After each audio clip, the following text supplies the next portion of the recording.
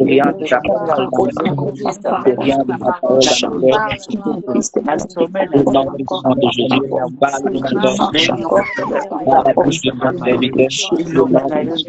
Jésus, parle au nom de Jésus, donne-nous la révélation de ta parole, au nom puissant de Jésus, parle dans nos cœurs, dans nos vies, parle-nous encore ce midi, au nom puissant de Jésus.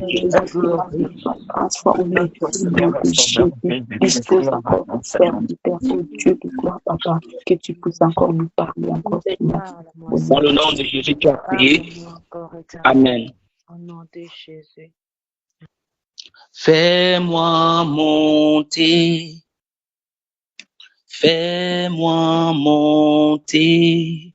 dans les hauteurs. Aide-moi à prier. Aide-moi à monter dans les profondeurs. Je veux voir ce que l'œil n'a point vu. Je veux voir ce que l'œil n'a point vu. Il me dit monte ici, et ya.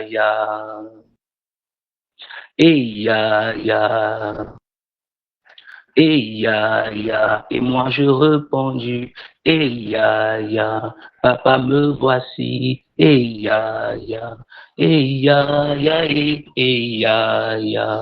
Père, je bénis encore ton nom pour ta grâce. Me voici une fois de plus dans ta présence. Fais-nous monter, Seigneur Dieu de gloire, dans les hauteurs. Aide-nous à creuser dans les profondeurs. Accorde-nous la grâce, Saint-Esprit de Dieu, de te connaître davantage et de mûrir dans notre marche chrétienne. Merci pour ce moment de prière. Merci pour ce moment d'intercession, pour ce moment, Seigneur Dieu de gloire, de repentance. Nous te prions, Seigneur, de prendre le total contrôle pour la suite, pour la parole que nous allons écouter maintenant, et que cette parole ne vienne pas de moi, mais que cette parole vienne de toi, que la chair se taise et que l'esprit parle au nom de Jésus. Nous avons prié. Amen. Nous allons prendre nos Bibles. Nous allons écouter la parole de Dieu. Je bénis encore le Seigneur pour ce moment qu'il nous donne de venir dans sa présence. Le Seigneur m'a encore mis à cœur de nous parler sur un thème très, très profond. Un thème qui va vraiment nous aider à maintenir notre croissance spirituelle. Alors, je m'en vais donner le thème. Le thème, c'est juste maintenir son ascendance spirituelle. Maintenir son ascendance spirituelle. Alors, déjà, je voudrais nous faire comprendre que dans la marche chrétienne, il y a beaucoup de choses que nous devons comprendre. La vie que nous menons, notre marche avec le Seigneur est une vie où nous rencontrons beaucoup de défis, nous rencontrons beaucoup de, je peux appeler ça des obstacles, nous rencontrons des difficultés ça et là. Ça veut dire aujourd'hui, tu es tout feu, tout flamme avec le Seigneur, mais demain, tu n'as plus ce même zèle, tu n'as plus cette même âme, tu n'as plus cette même chaleur et tu te poses parfois des questions.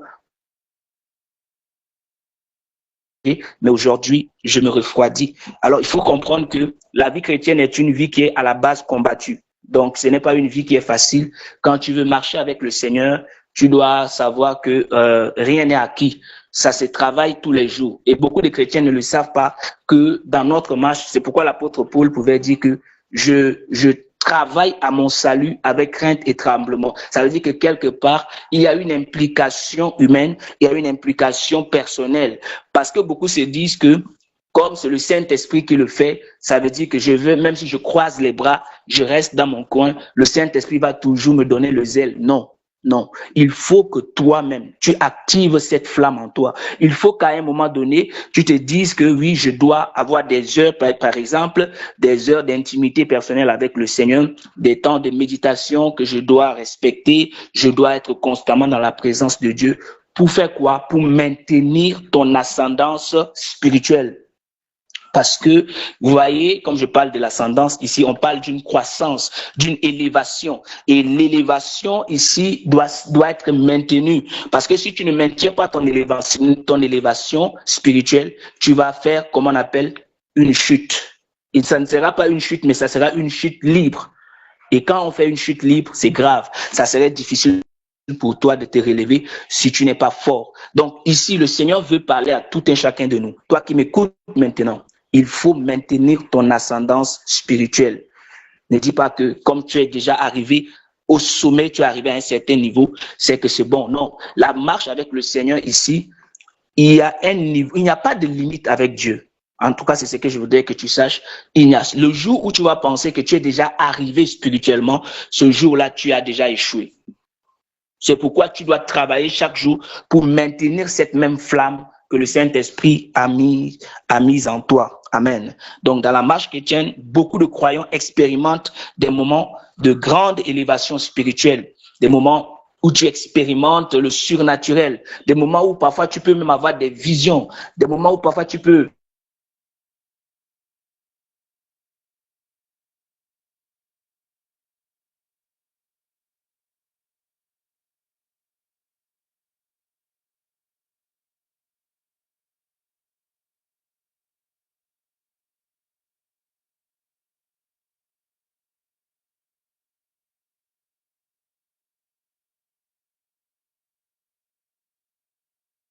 dire encore que tu ne dois pas redescendre.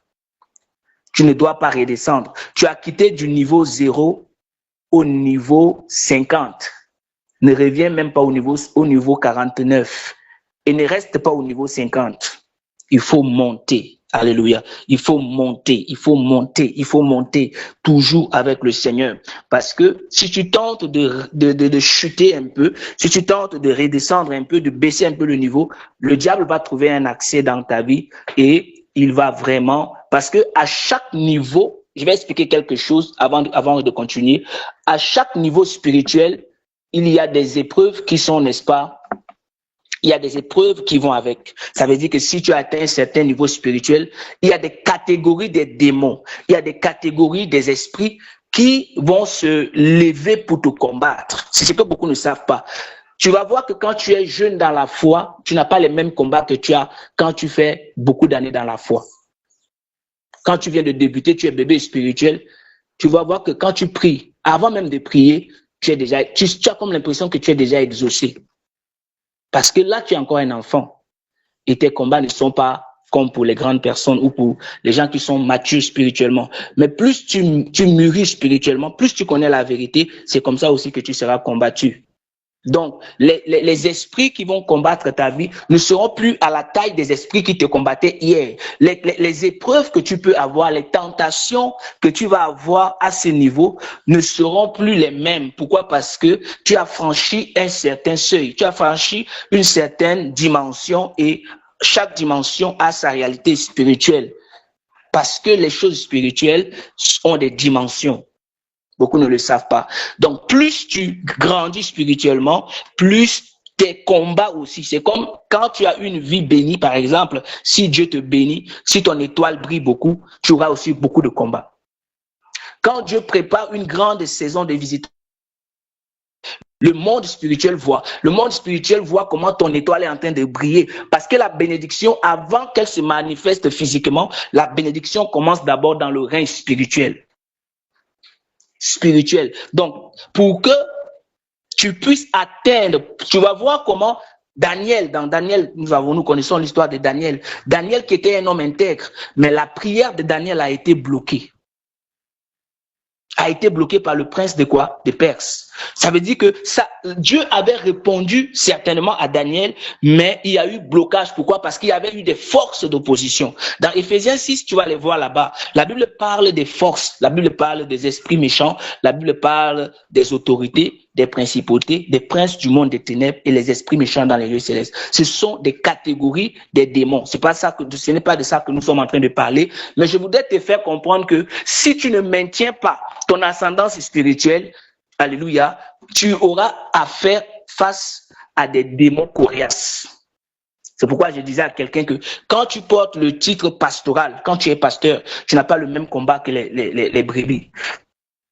Parce que là, on sait qu'on combat un pasteur. Parce que là, on sait qu'on combat une intercesseuse. C'est un intercesseur qui est là. Par exemple, si tu es évangéliste, par exemple, si tu es une personne qui prie beaucoup, dans le règne spirituel, on ne regarde pas seulement les titres. Il y a des gens qu'on appelle pasteurs, on appelle apôtres, on appelle prophètes, mais ils n'ont pas vraiment des galons spirituels que ceux qui sont vraiment dans la présence de Dieu. Tu peux être frère dans la foi, mais tu as plus de galons parce que plus tu te cultives spirituellement, plus tu montes spirituellement. Plus tu montes spirituellement. Et le monde des ténèbres voit ça. Alléluia. Alors le Seigneur me dit encore, bien-aimé, de te dire que tu dois garder ton ascendance spirituelle. Tu portes la volonté de Dieu en toi, mais à un moment donné, tu régresses. Tu aimes le Seigneur, mais tu n'as pas la même intensité. Lorsque la Bible donne des avertissements dans le livre d'Apocalypse, où il dit, ce que j'ai contre toi, c'est que tu n'as pas le premier amour. Il n'a pas dit que tu n'as pas l'amour, mais tu n'as pas le premier amour. C'est-à-dire le degré de l'amour que tu as maintenant par rapport à ce que tu avais avant ne sont plus les mêmes. Tu aimais plus le Seigneur avant que maintenant. Et ton ascendance spirituelle dépend aussi de l'amour que tu as pour le Seigneur. Est-ce que, bien aimé, tu continues à aimer le Seigneur comme à la première fois où tu as cru en lui? Est-ce que tu as gardé le même zèle qu'hier? Est-ce que ce zèle-là demeure? Est-ce que ce zèle-là continue à se manifester? Alléluia. Donc, le Seigneur ici nous fait comprendre que lorsque nous ferons face à des difficultés, à des combats ou peut-être à des tentations qui peuvent s'élever dans nos vies, que cela ne nous refroidisse pas. Parce que là, cela confirme que tu es effectivement mature. Tu es entré dans la cour des grands. Tu es entré dans la cour des grands. Et quand tu entres dans la cour des grands, parce que quand tu pries le Seigneur, tu dis, Seigneur, oui, Seigneur, remplis-moi, Saint-Esprit, remplis-moi, je veux grandir, je veux faire ceci. Tu ne sais pas qu'en le faisant, tu es en train de monter. Et en montant aussi, tu ne sais pas que aussi, il y aura des forces qui vont s'élever. Et quand ces forces vont s'élever contre toi, si toi, tu ne maintiens pas le cap, ils vont te tabasser. Donc, le Seigneur veut que nous puissions nous réveiller. Peuple de Dieu, nous devons nous réveiller, que tu sois pasteur, que tu sois chantre, que tu sois évangéliste, que tu sois prophète, que tu sois apôtre, que tu sois docteur, qui que tu sois, bien-aimé, lorsque tu as la foi en Dieu, tu es déjà ciblé par le monde des ténèbres. Tu es ciblé par le monde des ténèbres. Il cherche à te renverser. Alors tu ne dois pas blaguer.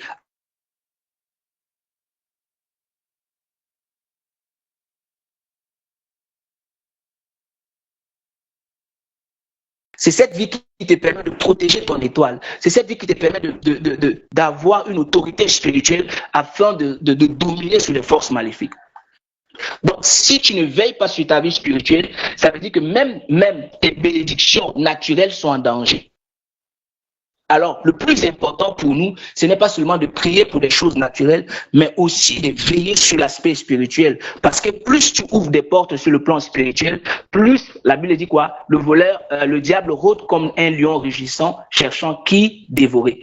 Il rôde pourquoi? Parce qu'il n'a pas la capacité de t'attaquer directement. Il rôde parce qu'il cherche une occasion d'abord. C'est quand toi, tu vas lui donner une occasion. C'est quand toi, tu vas avoir de l'assouplissement spirituel. C'est quand toi, tu vas avoir le refroidissement spirituel. C'est là qu'il va tendre la perche. C'est là qu'il va avoir accès. C'est là qu'il va avoir autorisation. C'est là qu'il va avoir une ouverture et il peut entrer. C'est pourquoi dans le livre de Jean chapitre 10, verset 10, la Bible dit que quand le voleur vient, parce que le diable est assimilé au voleur, il dit que le voleur ne vient que pour dérober, égorger et détruire. Quand le diable vient dans ta vie, il vient pour te dérober. Dérober quoi? Les dons que Dieu t'a donnés. Dérober quoi? Les richesses que Dieu t'a données, les biens que Dieu t'a donnés, tout ce que Dieu t'a donné, il vient pour les dérober. Et il vient pour te détruire. Et le Seigneur, ce sont ceux qui sont fidèles à Dieu. Même si le diable vient. Parce que quand tu es dans une phase d'épreuve, même si la porte est ouverte, même si elle n'est pas ouverte, le diable va toujours t'attaquer. Et ça, c'est dans une phase d'épreuve maintenant. Ça, nous prenons le cas de Job. Il n'avait rien fait de mal, mais le diable a attaqué tout. Mais c'était l'autorisation de Dieu qui a permis. À ce moment, Job était juste dans l'épreuve. C'est pourquoi tu vas voir qu'il a gardé son ascendance spirituelle. Est-ce que tu as vu Job se refroidir? Non. Est-ce que tu as vu Job abandonner Dieu? Non. Il a gardé son ascendance spirituelle. Et c'est ce qui lui a valu la victoire sur l'ennemi. C'est ce qui lui a permis de maintenir son autorité sur les puissances de l'ennemi. Et Dieu l'avait restauré. Dieu a multiplié fois 7 tout ce qu'il avait perdu. Lorsque tu gardes ton ascendance spirituelle, même si tu es combattu, mais tu ne seras pas vaincu. Mais si tu ne gardes pas ton ascendance spirituelle, un peu de combat, tu seras vaincu. Donc, il est important pour nous de maintenir notre ascendance spirituelle. La vie chrétienne, ce n'est pas une vie de stagnation. Ce n'est pas une vie où tu restes seulement au même niveau, où tu vas à cheval. Aujourd'hui, tu es en haut, demain, tu es en bas. Non, c'est une vie où tu es appelé à monter. Tu dois monter. Il a dit, mon serviteur montera et il montera plus haut. Dans le livre de je crois, Ésaïe 52, verset 13, il dit, voici mon serviteur prospérera, il montera, il s'élèvera bien haut. Et dans Ésaïe 30, verset 31, il dit, mais ceux qui se confient en l'Éternel font quoi? Ils renouvellent leur force. Ils prennent le vol comme les aigles, ils courent et ne se lâchent point, ils marchent et ils ne se fatiguent point. Donc, le Seigneur veut que nous puissions maintenir notre cap, bien-aimé. Ne te refroidis jamais. Ne baisse jamais les bras, sur le plan spirituel surtout. Proverbe chapitre 4, verset 18 nous dit, le sentier des justes est comme la lumière resplendissante dont l'éclat va croissant. L'éclat va comment? Va croissant jusqu'au milieu du jour. Waouh! Donc ici, il est important pour nous de savoir que quand on parle de l'éclat ici, la Bible dit dans Matthieu 5 que nous sommes la lumière du monde.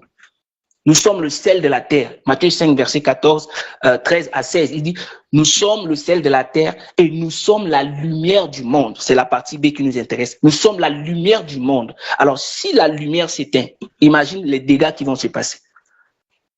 Donc, nous sommes la lumière. Quand il n'y a pas la lumière, qu'est-ce qui se passe? Il y a les ténèbres qui nous de maintenir notre lumière spirituelle. Alléluia. Cette lumière que nous avons n'est pas bénéfique simplement pour nous, mais elle est aussi bénéfique pour nos enfants, elle est aussi bénéfique pour nos familles, elle est aussi bénéfique pour ceux qui sont autour de nous. Nous sommes la lumière du monde. Alors nous devons maintenir la lumière que Dieu a mis en nous, que Dieu a mise en nous. Alléluia. Le sentier des justes est comme la lumière resplendissante. Elle n'est pas simplement une lumière, mais elle est une lumière resplendissante. Parce qu'il y a lumière et lumière. Il y a des lumières qui peuvent éclairer à une certaine distance, mais il y a des lumières qui peuvent éclairer à une grande portée. Et c'est ce que nous sommes. Nous sommes appelés à éclairer à une grande portée.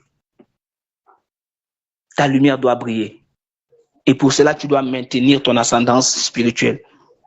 L'éclat doit aller croissant. L'éclat ne doit pas diminuer. Non, ton éclat ne doit pas diminuer. Ton éclat doit aller croissant. Jusqu'au point où, bien aimé, cela doit même se refléter sur ton visage. La beauté, ta beauté doit sortir. Tu brilles. Quand on te voit, tu rajeunis. À 50 ans, à 60 ans, mais tu rajeunis. Pourquoi? C'est l'éclat spirituel qui fait ça. Donc, vous voyez que le péché, quand tu pêches, quand tu es dans le péché, ça te fait vieillir. Ça t'amène à devenir bizarre. Donc, le Seigneur veut que nous maintenions notre lumière. Le juste que nous sommes est censé devenir de plus en plus lumineux. Nous devons être de plus en plus lumineux. Alléluia. Si tu es lumineux, cela ne sera pas seulement bénéfique pour toi, mais aussi pour ta famille, pour tes frères, pour ceux qui sont autour de toi et dans ton lieu de travail. Parce que nous sommes appelés à éclairer notre environnement. Est-ce que tu éclaires ton environnement? Est-ce que là où tu travailles, là où tu habites, on sait que tu es chrétien?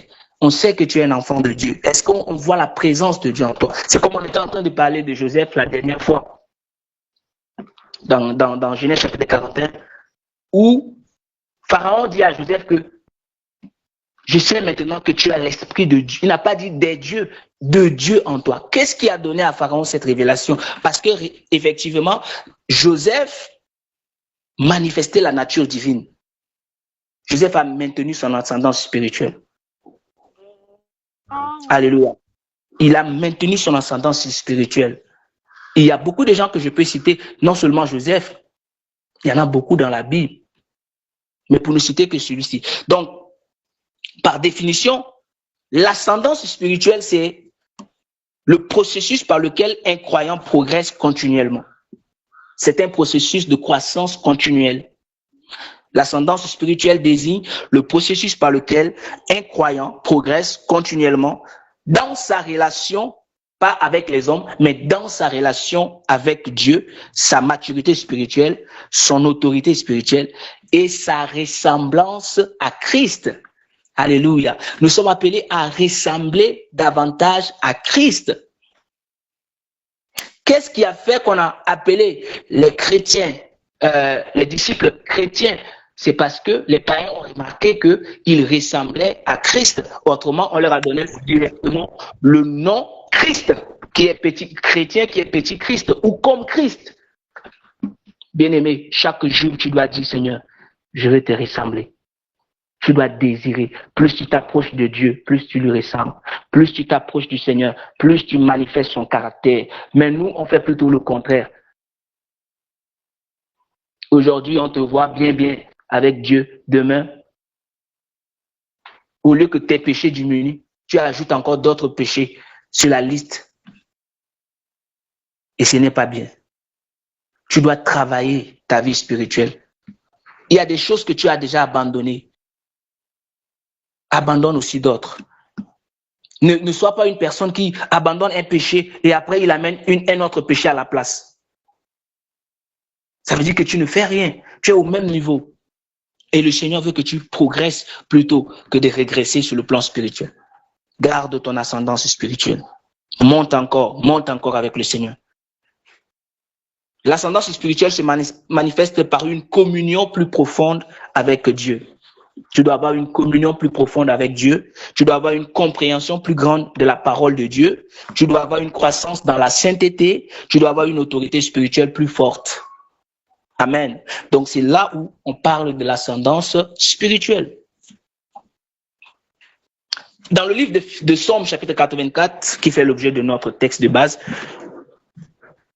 Psaume 84, versets 6 à 8, il est écrit, lorsqu'il traverse plutôt la vallée de Baca, il la transforme en un lieu plein de sources.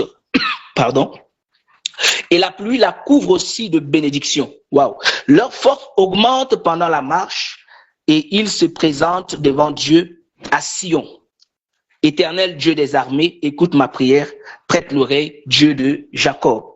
J'aime trop ce passage parce que, vous savez, lorsque tu traverses la vallée de Baca, vous connaissez la vallée de Baca, la vallée, par exemple, la vallée de l'ombre de la mort. Vous connaissez ces deux vallées, non? Donc, je ne vais pas trop les expliquer, mais je voudrais simplement nous faire comprendre que lorsque tu traverses des moments difficiles, Dieu te fait briller. Dieu t'utilise comme un instrument de bénédiction. Alléluia. Dieu continue à se manifester dans ta vie. Dieu continue à se glorifier au travers de ta vie, malgré les vallées, malgré les difficultés, malgré les situations difficiles. Mais toi, Dieu te distingue. Pourquoi? Parce que tu es un homme spirituel, parce que tu es dans l'ascendance spirituelle. Alléluia. La vallée de Baca ici est mentionnée dans un seul passage de la Bible. Amen. La vallée de Baca, c'est dans un seul verset. C'est dans ce passage-là. Tu ne vas pas retrouver ça ailleurs. Donc, si on parle de la vallée de Baca, sa signification ici, c'est quoi? Elle symbolise tout ce qui est, je peux dire, pleurs, larmes, tristesse, lamentation. Peut-être en ce moment, tu traverses des moments de pleurs. Est-ce que tu sais que même Jésus a pleuré? Ce n'est pas parce que tu pleures que tu n'es pas spirituel. Jésus a pleuré. La Bible dit, le verset le plus court de la Bible, on a écrit, Jésus pleura. Si je demande à quelqu'un de me donner le texte ici, là, on va dormir ici. Peut-être quelqu'un connaît. Qui connaît le texte? Jean combien? Quelqu'un peut me donner le texte?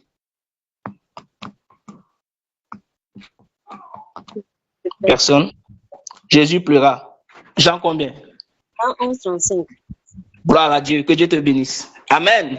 Jean 11, 35, que Dieu te bénisse. Jésus pleura. C'est le verset le plus court de la Bible. Même Jésus a traversé la vallée de Baca. Mais dans la vallée de Baca, tu vas voir que Jésus a gardé son ascendance. Je vais t'expliquer quelque chose. Quand Jésus était dans le jardin de Gethsémani, qu'est-ce qui s'est passé? il a commencé à voir la souffrance qui l'attendait. Et il a dit au Père, il a dit que, si cela dépendait de moi, j'aurais aimé que tu éloignes de moi cette coupe. Mais toutefois, pas ma volonté, mais que la tienne soit faite. Alléluia. Quand Jésus était quand il a vu que comment il s'appelle, Lazare était mort, Jésus pleura. Jésus pleura. Donc, pour dire que Jésus aussi, à un moment donné, il manifeste les sentiments. Donc, étant un être humain, nous avons des sentiments qui parfois, quand nous faisons face à certaines situations, nous pouvons pleurer. Mais Jésus ne s'est pas lamenté. Jésus ne s'est pas plaint. Et c'est ce que Dieu attend de nous. Nous ne devons pas nous plaindre beaucoup parce que les choses ne marchent pas, parce que telle personne est affectée, parce que non. Nous devons nous fortifier dans le Seigneur. Un enfant de Dieu peut être touché par un événement, peut être touché par une situation, mais il ne laisse pas la situation l'affecter. Et quand la situation t'affecte, la situation peut aussi jouer sur ta vie spirituelle. La situation peut jouer aussi sur ton ascendance spirituelle. Ne laisse aucune situation t'affecter au point où tu n'as plus la force de prier. Ça veut dire que tu es en train de descendre au lieu de monter spirituellement. Oui, nous sommes des êtres humains. Tu peux être touché. Même la colère. La Bible dit que le soleil ne se couche pas sur ta colère. Est-ce qu'on a dit que la colère est un péché? Je n'ai nulle part vu. Mais on a dit que c'est quand le soleil se couche sur ta colère que ça devient un péché. Amen. Donc, il faut que tu veilles sur ton cœur. Ne laisse aucun événement de la vie t'amener à te refroidir dans ta relation avec Dieu. Quels que soient les problèmes, les événements, les informations que tu écoutes, les mauvaises nouvelles, bien-aimé, transforme-les à des sujets de prière. Transforme-les à des sujets de prière et continue ta route. Continue à monter. Ne redescends plus. Alléluia. Continue à monter. Continue à monter avec le Seigneur. Ne redescends plus.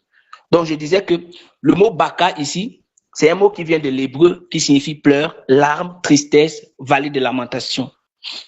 Donc, le Seigneur nous fait comprendre dans ce passage que lorsqu'il traverse la vallée de Baka, il la transforme en un lieu plein de sources. Même dans les moments de tristesse, dans les moments de pleurs, le Seigneur va manifester des sources de grâce dans ta vie, les sources de bénédiction dans ta vie. La pluie ici symbolise quoi? La bénédiction de Dieu. Alléluia. Quand un enfant de Dieu pleure, c'est la grâce. Quand Dieu voit son enfant pleurer, il se lève et il agit dans sa vie. Alléluia. Dieu n'aime pas que tu te lamentes, mais si tu verses des larmes, Dieu voit tes larmes. Peut-être en ce moment, tu es en train de pleurer et tu te dis que est-ce que Dieu me voit? Est-ce que Dieu connaît ma situation? Bien-aimé, Dieu connaît ce que tu traverses et le Seigneur va se lever en ta faveur. Si tu ne te lamentes pas, si tu ne l'abandonnes pas, le Seigneur va se lever et il va combattre pour toi. Il va te soutenir, il va agir dans ta vie. Tout ce qui était bloqué sera débloqué. Tout ce qui ne marchait pas va commencer à marcher et tu vas retourner, tu seras restauré comme si de rien n'était. Et pourtant, tu traversais une situation difficile, que si c'était un païen, il allait se suicider. Tu traversais une situation difficile comme tout le monde. Le pasteur David a l'habitude de vous dire que comme vous nous voyez, ce n'est pas qu'on n'a pas de problème. On a aussi des problèmes, mais on les étouffe par la foi. On les étouffe par la foi, on les étouffe par la confiance qu'on a mis en Dieu. C'est-à-dire, plus tu as confiance à Dieu et les problèmes eux-mêmes vont commencer à se fatiguer de te déranger. Il dit que mais le gars, si même là, depuis je ne fais que le déranger, mais il ne me calcule pas. Hein. Il va partir. Donc je dis que comme tu es venu là, c'est comme ça que tu vas repartir.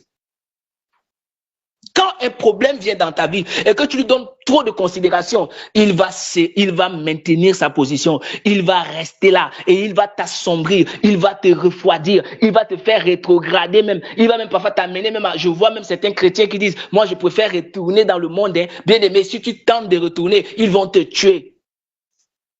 Maintiens ton ascendance.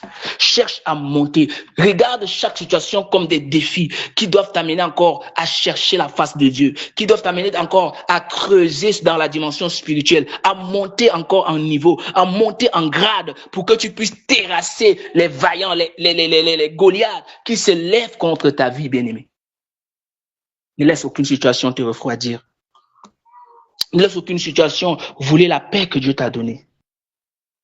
Tu dois maintenir le cap avec le Seigneur. Tu dois regarder vers Dieu. Alléluia. Ne te décourage pas. C'est vrai que quand tu traverses des moments difficiles, ce n'est pas facile. C'est vrai que quand tu traverses des moments difficiles, parfois tu as comme l'impression que Dieu t'a abandonné. Mais Dieu ne t'abandonne jamais. Dieu n'abandonne jamais ses enfants. Dieu n'abandonne jamais ceux qui croient en lui. Dieu n'abandonne jamais ceux qui espèrent en lui. Continue à espérer en Dieu et sa gloire va se manifester dans ta vie. Alléluia. Lorsque la Bible dit leur force augmente pendant la marche, cela signifie la croissance spirituelle, que la croissance est progressive. On ne croit pas en un jour, mais on croit progressivement. On ne croit pas en un jour, tu dois croître progressivement. Mais pour que tu crois progressivement, chaque croissance, chaque niveau de croissance fera face à des épreuves. Et quand tu arrives au niveau des épreuves, si tu ne comprends pas bien, tu vas te dire que pour moi c'est fini. Et pourtant, les épreuves là, c'est pour te valider, pour que tu partes à un autre niveau. Mais tu ne le sais pas. Chaque épreuve, c'est pour t'amener à un autre niveau. Dans le livre de 2 Pierre, chapitre 3, verset 18, la Bible dit « Mais croissez dans la grâce et dans la connaissance de notre Seigneur et Sauveur Jésus-Christ. » Donc la croissance spirituelle ici est quoi? C'est un développement progressif du caractère de Christ dans la vie de celui qui est chrétien ou du croyant. Alléluia. Donc quand tu es un croyant, tu dois croître spirituellement. Tu dois te développer progressivement. Parce que ce n'est plus toi qui vis, mais c'est Christ qui vit en toi. Et cela se passe par l'action du Saint-Esprit et au travers de l'obéissance, de ton obéissance à la parole de Dieu. Parce que le Saint-Esprit ne peut pas se manifester dans ta vie sans ton obéissance à la parole de Dieu. Je répète, le Saint-Esprit ne peut pas se manifester dans ta vie sans ton obéissance à la parole de Dieu. C'est ton obéissance à la parole de Dieu qui va amener le Saint-Esprit à te faire grandir davantage. Donc ne prie pas seulement, Seigneur, je veux grandir, Seigneur, je veux monter. Oh, tu as dit, mon serviteur montera, il montera plus haut, il s'élèvera plus haut, il montera. Oui, c'est bien, ça c'est bien. Mais maintenant, le Saint-Esprit attend, il veut te voir en action, il veut voir ton obéissance. Quand tu vas finir de prier pour un sujet, dès que tu finis de prier pour un sujet, il y a une tentation qui viendra. Automatiquement, quand la tentation viendra, si toi, tu ne cèdes pas à cette tentation, alors ce que tu as demandé à Dieu va se manifester. Aïe. Pendant que je lisais le livre de Luc, j'ai remarqué quelque chose qui a boosté ma foi et qui m'a révolté spirituellement. Je regardais la vie de Jésus. Écoutez très bien. Dans le livre de Luc, chapitre 4, si je ne me trompe pas, la Bible dit que, écoutez, l'Esprit de Dieu l'amena dans le désert. Il n'a pas dit que c'est Satan. Hein. L'Esprit de Dieu l'amena dans le désert afin qu'il soit tenté par le diable. Et donc, Dieu lui-même, il prend son fils, il l'amène dans le désert pendant qu'il jeûnait, parce que Jésus jeûnait, il jeûnait et il avait atteint l'ascendance spirituelle. Il était connecté au divin, il était connecté spirituellement. Il n'a pas mangé 40 jours, 40 nuits. Est-ce que tu peux faire ça? 40 jours, 40 nuits. Il s'est déconnecté de tout ce qui est charnel. Il s'est déconnecté du monde. Il s'est retiré dans le désert, dans un lieu isolé. Là, il cherchait la face du Père parce qu'il devait lancer dans la mission qui devait commencer à 30 ans. Et pendant qu'il préparait cette mission, il avait pris un temps de jeûne de 40 jours, 40 nuits. Et c'est alors que le diable vient le tenter. Mais le diable n'est pas venu de lui-même. C'était le Saint-Esprit qui l'avait conduit dans le désert afin qu'il soit tenté. Il y a des situations dans ta vie. Ce n'est pas le diable qui orchestre cela. C'est Dieu lui-même qui met ça devant toi parce qu'il veut te qualifier pour un niveau plus meilleur que ce que tu as maintenant. Le Saint-Esprit est venu. Il a conduit Jésus dans le désert afin qu'il soit tenté par le diable. Tu vas lire ça dans Luc. Et si dans Luc, si tu ne trouves pas, tu vas lire dans Matthieu. Parce que c'est dans Matthieu 4 ou Luc 4. Parce que les deux n'ont pas écrit de la même façon. Alors, quand tu vas voir, la suite dit que quoi? Il fut tenté par le diable. Quand le diable lui avait proposé des choses, il a dit que si tu es le fils de Dieu, fais quoi? Ordonne à ces pierres de devenir le pain et ceci, cela. Si tu es le fils de Dieu, prosterne-toi. Si tu es le fils de Dieu, saute plutôt. Si tu es le fils de Dieu, fais ceci, fais cela. Jésus a dit que tu ne tenteras pas l'Éternel ton Dieu. Jésus a dit que l'homme ne vivra pas de pain mais de toute parole qui sort de la bouche de Dieu. Jésus avait toujours une réponse. Et après cela, la Bible dit quoi? Il fut rempli du Saint-Esprit. C'est après la tentation qu'il fut rempli du Saint-Esprit. Il partait de lieu en lieu. Il guérissait les malades. Il guérissait les malades.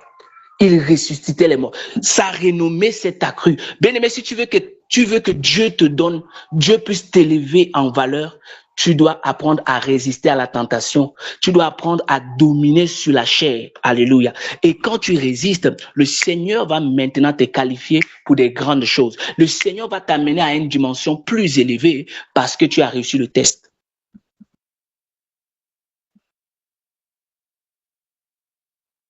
Sa renommée s'est accrue. Il est allé directement dans le temple et il a pris le livre où il est écrit « L'Esprit de l'Éternel est sur moi parce qu'il m'a oint ». Il a dit « Aujourd'hui, ce jour est arrivé. Aujourd'hui, cette prophétie s'est accomplie. Gloire à Dieu. Aujourd'hui, cette prophétie s'est accomplie. » Pourquoi? Parce qu'il avait reçu le test. Amen. Et il a déclaré que l'Esprit de l'Éternel est sur moi. Il pouvait parler avec autorité et personne ne pouvait rien lui faire. On voulait le tuer, mais on n'avait pas pu mettre la main sur lui parce que son heure n'était pas arrivée. Bien aimé, quand tu es dans l'ascendance spirituelle, aucun démon, aucun sorcier, aucun esprit maléfique ne peut ôter ta vie si ce n'est pas ton heure, si ce n'est pas que ton heure a sonné. Personne ne peut te tuer. Quand tu marches véritablement avec Dieu, tu ne peux pas mourir de la mort d'un homme. Tu ne peux pas mourir de la mort d'un sorcier. Personne, parce que tu as une relation véritable avec Dieu. Si c'est pas ton heure, c'est pas ton heure. Alors tu vas voir comment Jésus maintient son ascendance. Beaucoup de chrétiens aujourd'hui, pour le pain, ils perdent leur ascendance spirituelle. Pour la nourriture, ils sont prêts à mentir, à faire des choses. Moi, je ne comprends pas. Beaucoup de nos sœurs aujourd'hui se retrouvent dans des mauvaises vies. Parce que ça ne va pas. Alors que la sœur est spirituelle, le frère est spirituel, mais à cause de la situation, il se retrouve dans la compromission. Bien-aimé, je te parle encore ce midi, refuse de tomber dans la compromission. Reste comme Dieu t'a établi et le Seigneur va se glorifier dans ta vie. Il y a plusieurs ennemis de l'ascendance spirituelle. Je vais les citer, je ne vais pas les expliquer compte tenu du temps. Je vais juste les citer. Il y a la négligence spirituelle. La négligence spirituelle, c'est l'ennemi de l'ascendance spirituelle. Deuxièmement, il y a l'orgueil spirituel. Il y a, troisièmement, les attaques spirituelles. Quatrièmement, il y a également, j'ai déjà parlé du péché, voilà. Il y a le péché qui est aussi l'ennemi de l'ascendance spirituelle. Alors, quelles sont les clés qui peuvent nous permettre de maintenir cette ascendance spirituelle? La prière, j'avais pas. Tu dois avoir une vie de prière constante parce que c'est au travers de la prière que tu communiques avec Dieu, la louange, l'adoration, l'intercession, les supplications et toutes ces choses. Il y a aussi la méditation, oui, il y a aussi la discipline. Ne dis pas que c'est le Saint-Esprit qui va le faire. Tu dois te discipliner spirituellement. Jeûner, tu ne jeûnes pas. Lire ta Bible, tu ne lis pas. Prier, tu ne pries pas régulièrement. Donc le Seigneur veut que tu te disciplines. Amen. Et tu dois avoir la révélation prophétique sur l'ascendance spirituelle. Quand je parle de la révélation, je vais nous amener très vite dans le livre de Daniel 10 que j'avais cité tout à l'heure. Il me dit, Daniel, ne crains rien, car dès le premier jour où tu as eu à cœur de comprendre et de t'humilier devant ton Dieu, tes paroles ont été entendues. Amen. Et quand tu vas continuer, il a dit, le chef du royaume des Perses m'a résisté 21 jours. Je parlais tout à l'heure de Daniel, qui était une personne qui avait une véritable relation avec Dieu, mais il a quand même été combattu par le diable. Donc, peu importe les combats qui peuvent s'élever, maintiens ton ascendance spirituelle. Alléluia. Et cela nécessite certaines séparations. Tu dois te séparer de ton lot. Tu dois te séparer de tout ce qui n'honore pas le nom de Dieu. Quand je parle de ton lot, tout ce qui a de la valeur à tes yeux et qui n'honore pas le Seigneur, qui t'empêche d'avancer, tu dois te séparer de tout péché mignon. Et Dieu va t'élever encore. Dieu élève ceux qui se cultivent dans le secret. Tu dois te cultiver dans le secret. Après avoir prié dans le cité de David, est-ce que tu as un temps où tu pries personnellement avec Dieu? Tu dois avoir ce temps-là. Donc, voilà ce que je voudrais nous partager par rapport à ce merveilleux thème Si le Seigneur le permet, prochainement, on va encore entrer dans plus de détails qui restent. Donc, nous allons juste prendre un sujet de prière. Nous allons dire à Dieu, Seigneur, aide-nous à maintenir notre ascendance spirituelle. Et selon que l'Esprit de Dieu va te conduire, prie par rapport à ce que tu as compris ce midi. Demande à Dieu, Seigneur, je veux maintenir mon ascendance spirituelle. Je ne veux pas descendre, je ne veux pas redescendre, mais je veux toujours monter, comme tu l'as dit dans ta parole, au nom de Jésus-Christ. Ouvre ton micro et commence à parler à Dieu. Père, je veux maintenir mon